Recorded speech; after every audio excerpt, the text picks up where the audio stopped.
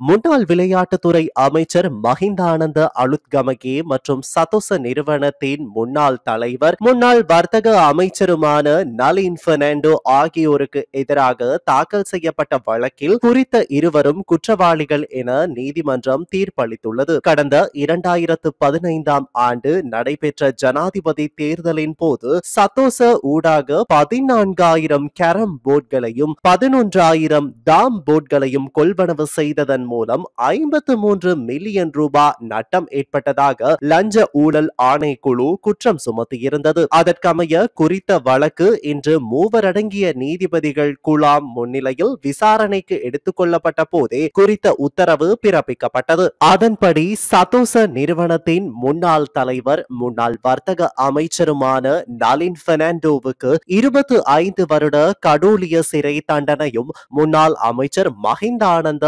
அளுத்கமகேவுக்கு 20 வருடங்கள் கடூழிய சிறை தண்டனையும் விதித்து தீர்ப்பளிக்கப்பட்டுள்ளது. இதற்கு மேலதிகமாக குறித்த இருவருக்கு எதிராக அபராதமும் விதிக்கப்பட்டுள்ளது.